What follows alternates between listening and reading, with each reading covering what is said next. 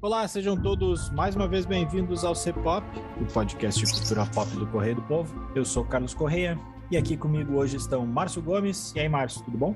Oi, Carlos, tudo bem? Tudo. E de volta aqui, Luiz Felipe Melo. E aí, Luiz, tudo bom? Tudo certo, Carlos. Márcio, sempre um prazer estar com você. Prazer é todo nosso. Luiz e o Márcio estão aqui hoje, e eu, né, pra a gente... Antes de mais nada, só deixar um disclaimer aqui, a gente vai ter 2 programas essa semana. A gente, em vez de fazer um programa com um bloco maior, a gente decidiu dividir ele em 2 essa semana. Então a gente vai fazer esse primeiro hoje só sobre o documentário Pacto Brutal, o assassinato de Daniela Pérez, que está disponível na HBO Max. E aí, depois, na quinta-feira, na nossa data normal aí de lançamento dos episódios da semana, a gente faz um outro com Trem Bala, né? Um novo filme com o Brad Pitt.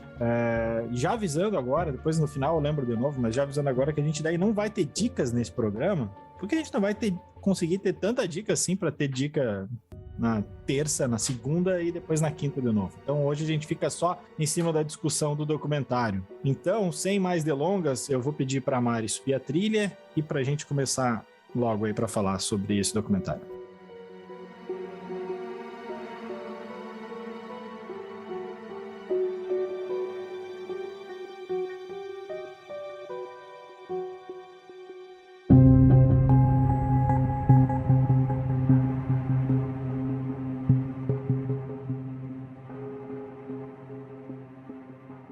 Buenas, vamos lá então.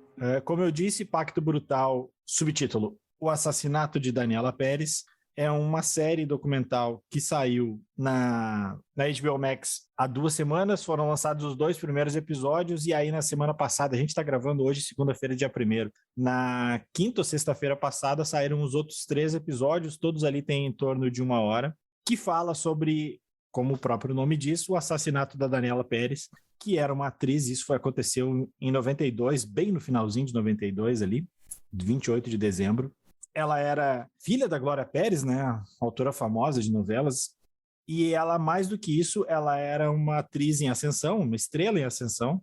Ela era uma das personagens da novela Das 8, de Corpo e Alma, e ela foi assassinada pelo colega de novela, que é o Guilherme de Pádua. Esse caso foi um dos casos de uma repercussão gigantesca. Se hoje as novelas ainda têm uma importância muito grande na cultura brasileira, em 92 era muito mais, porque não tinha todas as concorrências que tem hoje de streaming, de internet. A internet não existia naquela época ainda, não pelo menos, né, no acesso ao público em geral, assim. Então vocês imaginam o que não foi a repercussão daquele caso. O ator da novela Das 8 matar a atriz da novela Das 8, que também era filha da autora. A série fala sobre isso, fala sobre o que aconteceu depois, e aí a gente vai dar algumas opiniões mais gerais. Se bem que, né, eu ia dizer que a gente deixa spoiler para depois, mas a gente vai fazer como a gente fez no episódio anterior, que era sobre o documentário do Adriano. Não existe spoiler de vida real, né? Então, nesse aqui a gente já deixa avisado que quem não lembra do caso, ou quem quer ver o seriado para ser surpreendido, quem é novo, né? Quem não, a gente fala que a gente lembra do caso, quer dizer, eu e Márcio com certeza, o Luiz é mais novo que a gente, não sei se o Luiz lembra tanto assim, mas enfim, quem quiser ir zerado pro documentário, a gente deixa aqui nossos avisos. Então, Márcio, o que tu achou aí dessa série aí dirigida pela Tatiana Issa, que era atriz, né? Isso eu só fui descobrir depois, era atriz também na época, e pelo Guto Barra. O que te pareceu a série? Gostou, não gostou? Eu gostei, achei melhor que a série do Adriano. Eu acho que a série do Adriano abre algumas coisas que essa não abre, assim, mas eu acho que essa como série é um pouco mais completa, né, aprofunda mais algumas questões. Eu acho que ela cumpre o propósito, né, que ela se faz desde o começo, que é dar uma versão que ficou perdida para a história, né, desse crime, porque eu tinha 15 anos na época, né, mas acho que era mais ou menos a tua idade. Acompanhei perifericamente o caso, assim, não foi algo que na época eu aprofundei tanto, porque eu já não assistia tanto novela, né, meus interesses eram outros na época, eu estava adolescente, que eu já tinha saído um pouco desse mundo, mas obviamente, né, esse caso foi tão tocado na época, foi tão exaustivamente coberto que a gente não tinha como fugir. Mas o que ficou desse caso na consciência popular das pessoas, assim, era uma outra narrativa, assim, que era muito mais a narrativa dos acusados do que propriamente a narrativa da vítima, né? É isso que esse documentário traz, é essa construção e a tentativa de tornar, de recuperar um pouco essa história para Daniela, né, para a mãe da Daniela, de contar a história que ficou com o julgamento, né, de como o Guilherme e a Paula Tomás foram condenados, né, o que teria de fato ocorrido, né, o que de fato ocorreu, de como ela era a vítima da história, de como eles não tinham um relacionamento entre os dois, que era uma coisa que foi tão batida na época que muitas pessoas ainda até hoje pensam, né, que os dois tinham algum tipo de envolvimento, né, o Guilherme e a Daniela, isso o documentário deixa bem claro que não ocorreu, e tentar recuperar um pouco dessa história que foi perdida, e eu acho que ele cumpre bem ao longo dos 5 episódios e divide bem todos os episódios em cada ponto da trama, assim, da trama e da história, tanto recuperando o caso, recuperando a vida da Daniela, recuperando as investigações, os problemas das investigações, né, mostrando como era o contexto da época, né, como era a cobertura da época, e depois mostrando também os assassinos, né, a vida dos assassinos anteriormente, como se relacionavam, o julgamento. Acho que então é um documentário bem completo nesse sentido e consegue devolver um pouco desse controle da história para a Glória Pérez, assim. A única coisa que eu falei que o documentário do Adriano faz e que esse talvez não abra, mas que também não era muito o objetivo da história, pelo que a gente percebeu ali, talvez nem acho que seja talvez uma falha, que é que o documentário do Adriano, ele pega o Adriano e abre discussões mais amplas sobre a questão da saúde mental e do envolvimento dele com a questão da comunidade, ali, da Vila Cruzeiro, enfim, ele parte do Adriano e explora outras questões, né? O documentário da Daniela Pérez fica mais dentro da própria história da Daniela, embora tenha ali a busca da Glória Pérez para tentar mudar a lei, mas a violência fica um pouco na violência em relação sofrida pela própria Daniela, e meio que se encerra nisso e não abre a questão por uma, embora fica implícito porque foi uma violência sofrida por ela, né? Mas é essa violência que permanece até hoje, né? O caso da Daniela pode ter sido solucionado, as pessoas podem ter sido punidas, a gente pode acabar discutindo aqui o quanto essa punição foi branda ou não em relação aos acusados, o quanto eles saíram da cadeia rápido e retomaram suas vidas, etc. Mas houve um julgamento, houve uma punição. O problema é que o que vitimou a Daniela e o que vitima tantas outras mulheres desde 92 para cá continua acontecendo, né? Isso a gente vê toda semana, todos os dias. Te abre os portais, abre os jornais, liga a TV e todos os dias tu tem uma mulher que é vítima de violência, seja pelo vizinho, pelo namorado, pelo marido, pelo noivo, enfim, por qualquer pessoa do seu círculo de relações, assim. E foi um pouco o que aconteceu com a Daniela e que continua acontecendo sem a gente ter uma política efetiva de combate a esse tipo de situação, além das que nós temos, que eram um pouco que a gente já tinha lá em 92, e o que se evoluiu um pouco foi a discussão, mas a política de combate, ela continua frouxa e ineficaz, assim, né? Então, acho que essa discussão ela não foi tão aprofundada ali, embora talvez não tenha sido esse o objetivo foi mais realmente retomar a condução da história para quem foi vítima do crime, que no caso foi a Daniela, e a mãe da Daniela lutou tanto, pelo que mostra o documentário, para conseguir um pouco de paz, né? Se é que é possível depois de um crime tão hediondo, um pouco de justiça. E sim, eu acho que o documentário cumpre bem e fez bem, assim, fugiu um pouco do sensacionalismo, quanto é possível, né? Com exceção daquela parte do ritual ali, que eu acho que ficou um pouco deslocado, que a gente pode discutir depois também, mas de resto, acho que ele conseguiu fazer bem o seu papel. Certo. Luiz, quantos anos tu tinha? Eu também tinha 15, que nem o Márcio. O Luiz, obviamente, tinha menos, mas fala aí pra gente. Primeiro, o que tu se lembra da época, se é que tu se lembra alguma coisa, e o que te pareceu também a série? Carlos e Márcia, na época, 92, tinha 6 anos só. Mas o que eu me lembro é outra de imagem, folhear. né? Exato. Mas o que eu me lembro era de folhear diversas revistas assim, para ver o caso e como a imagem da Daniela morta aparecia com facilidade, né? Com muita frequência. Assim. Isso o documentário mostra. E até a própria mãe, né, a Glória Pérez, expôs isso. Né? Ela decidiu expor a filha, né, daquele jeito, daquela maneira, para que as pessoas entendessem a gravidade do que aconteceu, né? Então eu me lembro de acompanhar desta forma, assim, claro que os pormenores, os detalhes, realmente só tive conhecimento agora. Tanto que até pouco tempo atrás estava discutindo com o Márcio sobre se eles tinham um caso ou não, né? Então, esse detalhe do documentário explica muito bem, apesar dos suspeitos, o Guilherme de Pádua afirmar que teve um envolvimento, na realidade não aconteceu. Né? O que aconteceu foi que a Daniela sempre fugia dele, né, nas gravações e tal, e ele, por ser um carreirista, como o documentário o coloca, né, queria mais espaço dentro da emissora em que ambos trabalhavam, né. Mas, assim, para mim foi um documentário muito bom. Eu sou muito suspeito para falar, porque eu gosto do gênero, né. Até na minha última participação aqui no C-Pop, eu tinha deixado como dica o documentário do John Wayne Gacy, né? Então esse me agradou muito por ser um caso nacional e de muita comoção. Assim. Claro que tem alguns detalhes que acabam ficando, essa parte ritualística do crime é meio que uma promessa do documentário, mas acaba não se cumprindo, né? Mas de certa maneira eu gostei muito de assistir o documentário, ele traz novos detalhes e realmente coloca a narrativa nas mãos da Glória Pérez e acaba desmistificando muita coisa que nós tínhamos como certo, como conhecimento popular. Certo. Eu estava lembrando, primeiro que, de certa forma, até demorou um pouco para eles fazerem algo em cima disso, né? Porque, cara, é uma história muito boa, se tu parar para pensar, assim.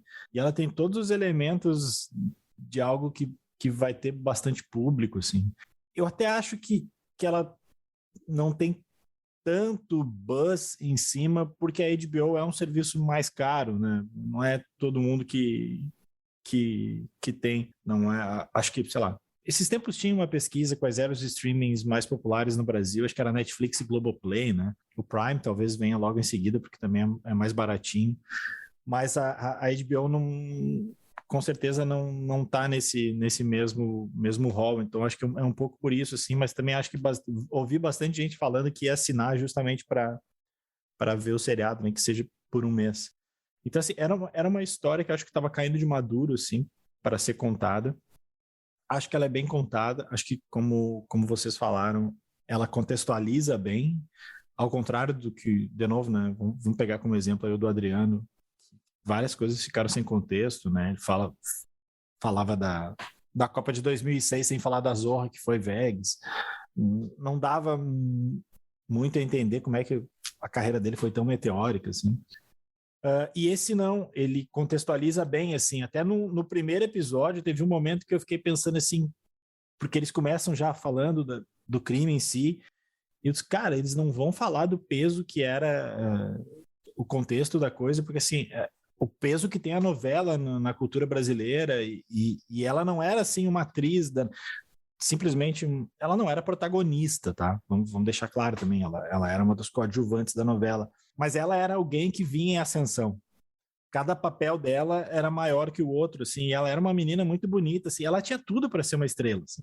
Ela tinha tudo para ser uma estrela. Era bonita, tinha carisma, vinha em ascensão. Mas não, e aí depois eles contextualizam isso, eles falam da novela e tal. Até tem o depoimento do Roberto Carlos falando que é noveleiro, né? Então acho que tudo isso é bem contextualizado e ao mesmo tempo, para mim, eu não sei se aí era uma falha, né? Mas enfim, se eu não fui tanto atrás na época, tinha 15 anos, né? Eu lia bastante jornal, que era basicamente a fonte que a gente tinha para se informar, além de TV e rádio, tinha bastante coisa na televisão, obviamente, mas não tem como tem hoje em dia, que sai um caso e tem 500 sites falando e cada um tem uma versão nova, isso e aquilo. Aquela época não tinha tudo isso. Então, assim, tem coisas que, para mim, dentro da história, para mim, soaram como novidades. A história ali dos frentistas que foram testemunha, do fato deles, do cara que lavou o carro depois, isso também já me leva a uma outra constatação do crime em si, que ao mesmo tempo em que, e alguém até fala isso na série, né, que se não houvesse o cara que passou de carro logo antes do crime e anotou as placas, e aí deu a dica para a polícia, deu essas placas e a polícia foi já em cima disso, talvez nunca se tivesse descoberto Porque a investigação da época era, não vou dizer varziana, porque, enfim, a gente não consegue, eu não tenho argumentos para dizer o quão eram coisas normais da época e a gente não pode analisar também a investigação com os olhos de mais de 30 anos depois. 30? 30 anos depois, né? Mas assim, a cena do crime, por exemplo, ela virou uma várzea, né? Era isso justamente que eu ia falar, Carlos. Tocou nesse ponto aí era uma bagunça. Do morador ali, né? Se não fosse ele, acho que talvez, sei lá, se iriam encontrar a autoria do crime. Ao mesmo tempo, é o crime mais burro da história, porque, fora essa questão aí, os caras deixaram todos os rastros possíveis e imagináveis. Mas voltando ali um pouco para a cena do crime, tipo, todo mundo tem uma cena que eles mostram, tá a família inteira ali. Tipo, tá todo mundo. Chega a imprensa e o corpo da guria ainda tá ali. O tio dela, que é o primeiro a reconhecer, diz que se abraçou. Tipo, não existe isso em qualquer aos olhos de hoje, em qualquer investigação, tu não toca no corpo, tu não chega perto. O cara se abraçou no corpo. Sim, tem até uma foto que eu acho que de uma das primas, que inclusive participa do documentário, que ela tá ajoelhada com as mãos no mato, praticamente do lado, menos de 1 metro do corpo, né? Não há isolamento da cena do crime, enfim. Nada. Isso é o meu único porém da série, e não é um porém qualquer, assim. E eu sei que tem mais gente que também se incomodou com isso, assim como tem gente que não se incomodou, e eu acho normal, assim, acho que valem as duas frentes. Eu acho que, principalmente no primeiro e no segundo episódio, e por mais que tenha sido liberado pela Glória Pérez e tudo mais, eu ainda acho que tem um uso excessivo das fotos de cadáver, da foto dela morta, assim. Eu entendo a ideia da Glória Pérez de se para mostrar o que fizeram com a minha filha, mas ainda assim eu acho que talvez nesse aspecto vire um pouco fio a questão da violência. Eu não acho nem sensacionalista, não acho que seja feito para o sensacionalismo. Eu acho que vira um pouco fio na questão da violência mesmo, sabe? Isso me chocou bastante. Já tinha me chocado em 92. É chocante porque não é só a foto um pouco distanciada do corpo. Eles mostram foto do rosto agredido. Sim. Sabe? Sim. Isso eu achei desnecessário, assim, cara. Porque eu acho que a história estaria bem contada mesmo sem isso, assim. Mas, enfim, é meio que o meu porém, assim. Acho que não... De novo, acho que não tem como a gente imaginar, e acho difícil um público mais jovem ter o parâmetro do que foi aquilo, e acho que a série dá uma ideia disso, mas acho que ela nem se propõe também a isso, a ver o que seria hoje. Mas assim, não tem, de novo, não me repetindo em termos, não tem palavra, não tem parâmetros que coloquem o que seria isso hoje. Dito isso, tem uma outra coisa que eu achei interessante, que no começo eu estava achando contestável e ao final da série eu achei correto, que eles não entrevistam o Guilherme de Pádua, nem a Paula Tomás, que é a assassina, né? E num momento eu pensava assim, cara, é um documentário, querendo ou não, tem o caráter jornalístico, né?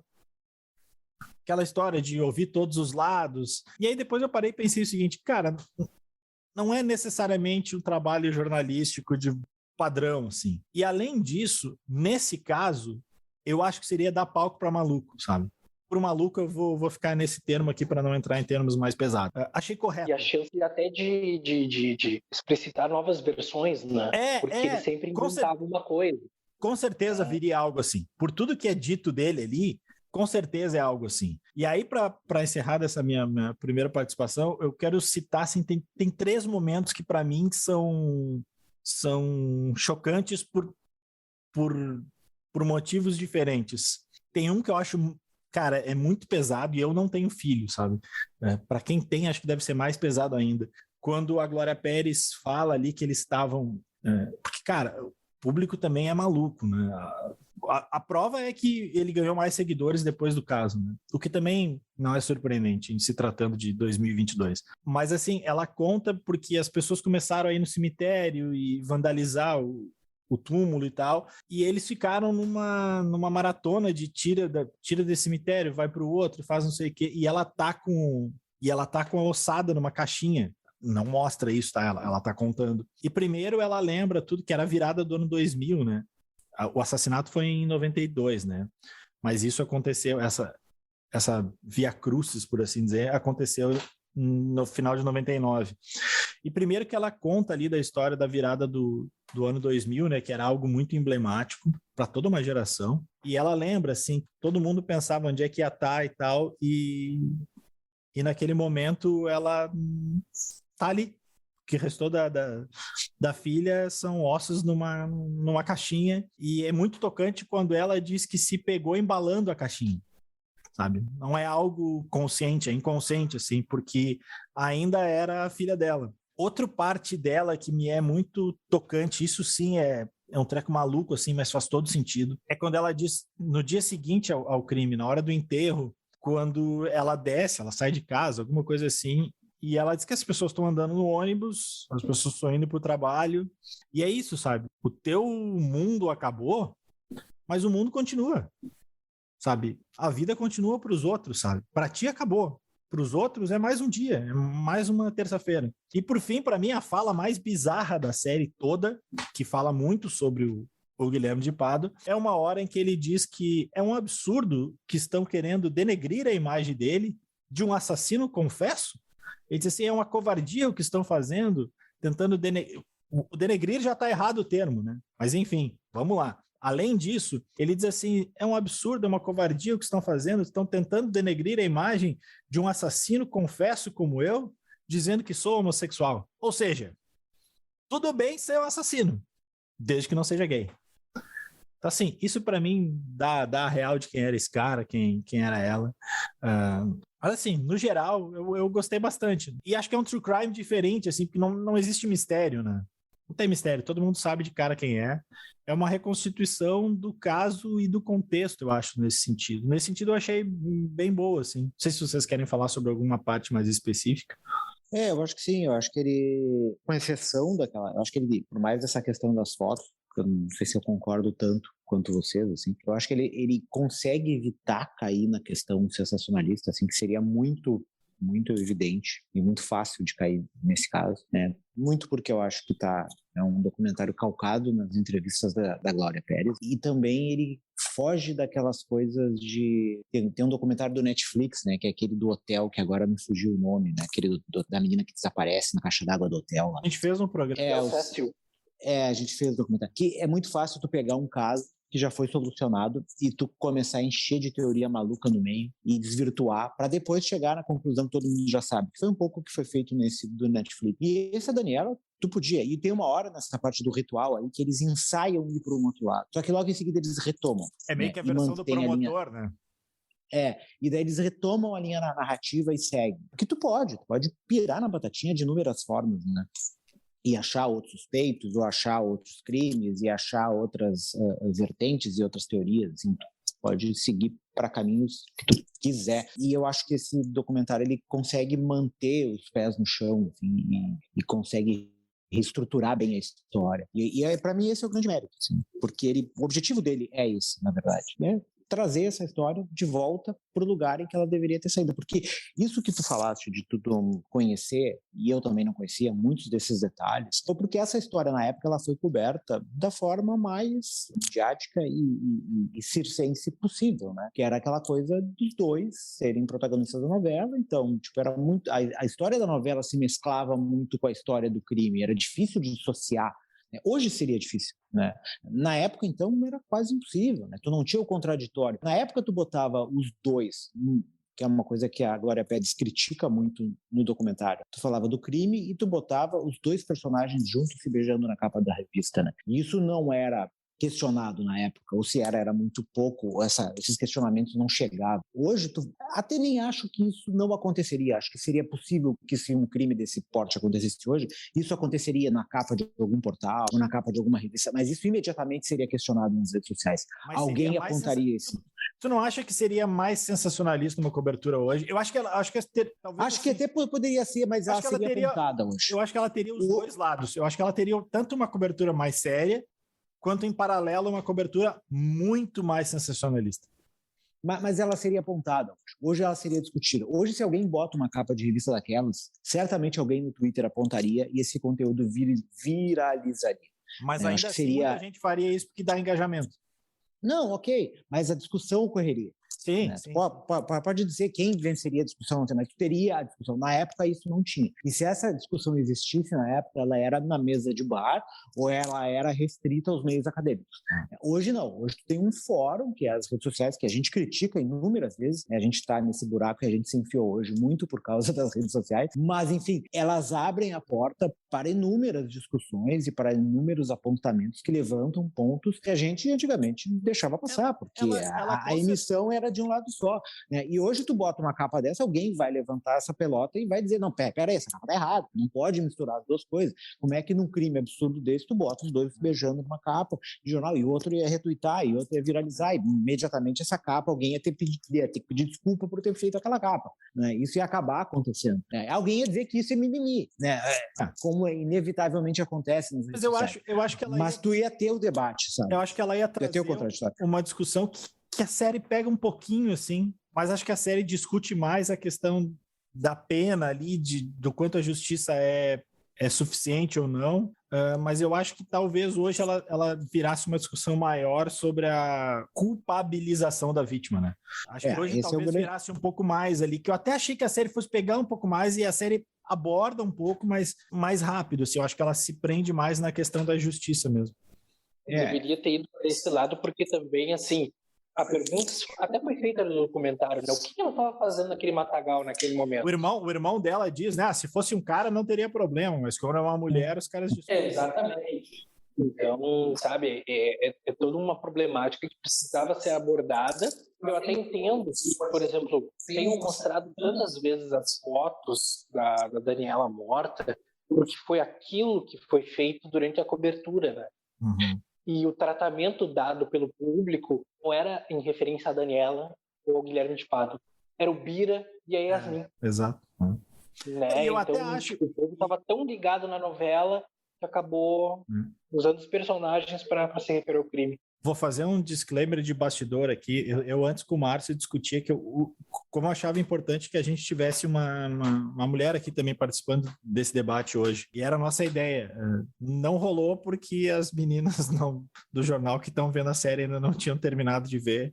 E acho que quem podia não bateu os horários. Porque eu acho que a discussão é um pouco essa também, assim, que acho que hoje seria mais nesse sentido. Cara, eu acho que hoje seria um carnaval muito maior. Muito maior. Eu tentei achar um parâmetro, mas eu não vejo tanto a novela assim para saber, mas sei lá, alguma estrela em ascensão do que tá no Pantanal, sei lá, a menina que faz a Guta ou a Juma fosse assassinada pelo par romântico ali. É meio que isso, assim, cara. Só isso. Eu acho que ainda, e não seria o mesmo tamanho, porque o que se discute a novela das 8 hoje não é nem metade do que se discutia naquela época. Não, vamos pegar um caso, tipo, eu não quero comparar, né? É horrível isso, mas vamos dizer, um caso de agressão, tá? Que não chega a um 10, não sei, sei lá, 1 milímetro do que foi o caso da Daniela Pérez. Mas vamos pegar um caso de agressão que foi viralizado há pouco tempo atrás, que é o caso do Will Smith no Oscar. E gerou toda uma série de discussões. Foram 2 pessoas famosas que se agrediram no palco, né? E gerou toda uma série de discussões de defesas de ambos os lados. Mas ali o que era? Tipo, tu tinha uma justificativa de agressão de um lado porque o outro foi xingado. Nesse caso da Daniela Pérez, tu não tem, entendeu? Por mais que tu queira justificar por o que ela estava fazendo em tal lugar, que roupa ela estava usando, que são as justificativas, tipo, é um crime brutal em que a pessoa, mesmo a própria tentativa de culpabilizar a vítima, ela se perde no próprio julgamento. Qual foi o argumento usado na primeira desculpa dada pelo Guilherme de Pádua? A tentativa da proteção da família, assim, que é aquela história, olha, ela estava dando em cima de mim, eu estava com a minha mulher grávida e ela partiu para agressão, tentei segurar e sem querer eu matei, né? Que é quase o roteiro do Atração Fatal, né? Que é um filme ele tinha sido lançado 3, 4 anos antes. 87, acho, né?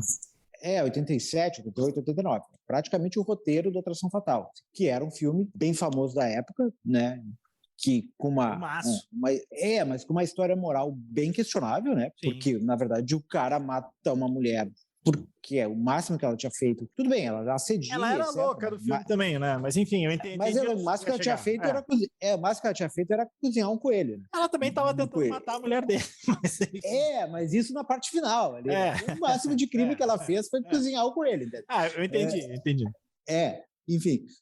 Então, esse foi o argumento do Guilherme de Pádua na primeira desculpa que ele dá para matar a Daniela Pérez. Porque é aquela questão... né? Cidadão de bem. Tu não tem muito como tu justificar um crime daquele porte, assim. Então, assim, num primeiro momento, tu até tem esses tipos de disparates, de tentativa de equilibrar as duas coisas, mas depois, ao longo do julgamento, a coisa se perde.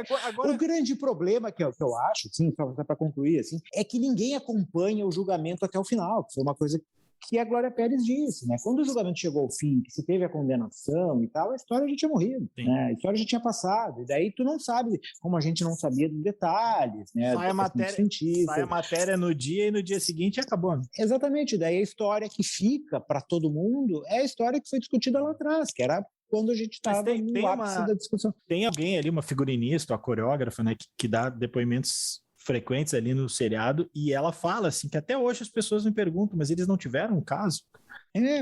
Mas é o que todo mundo fala. Eu estava comentando com uma ex-colega minha, e a gente estava discutindo exatamente isso, assim, que era essa impressão que tinha ficado para todo mundo, assim, da questão do relacionamento dos dois. Negócio agora que vocês falaram que não é um problema, mas me soou um pouquinho deslocado, assim, eu entendi a intenção da série, mas me pareceu um pouquinho deslocado, e vou ser rápido aqui porque a gente tá acabando o tempo. É o depoimento do ex-noivo dela.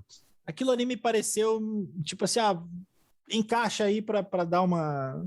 Tipo, ela já era uma psicopata, assim, cara. Ex-noivo da Paula? Eu achei meio deslocadinho ali. É para dar um contexto de como ela já era perturbada antes, né? Isso é que eu digo, contexto de que os dois eram... Acho que já estava claro.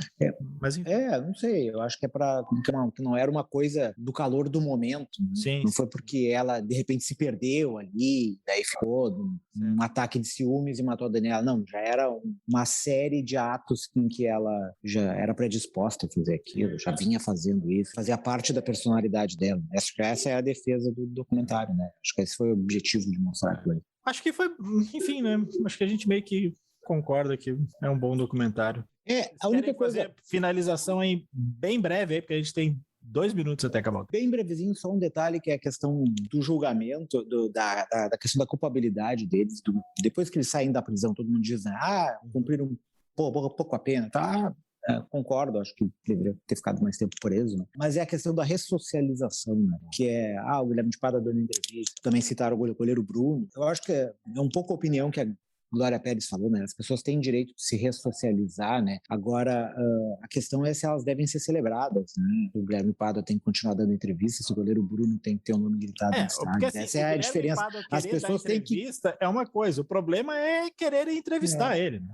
Uma coisa é eles retomarem a vida, outra coisa é eles serem celebrados, né? Eu acho que essa é a grande diferença que tem que ser feita. Luiz, alguma nota final aí? Não, até em relação a esse último comentário do Márcio, o grande problema é que enquanto der audiência, esse pessoal vai ser celebrado.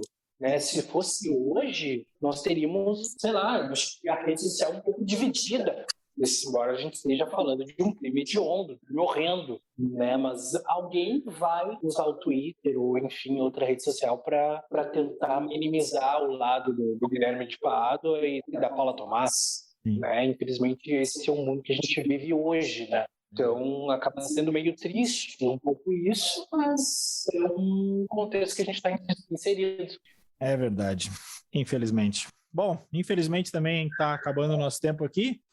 Então, eu quero agradecer aí ao Luiz. Volte sempre, Luiz. Os microfones estão sempre abertos. Obrigado pelo convite. E agradecer também a edição da Mariana Neck. A gente volta ainda nessa semana com Trem-Bala, o novo filme do Brad Pitt. Certo? Até esta semana. Um abraço e tchau, tchau.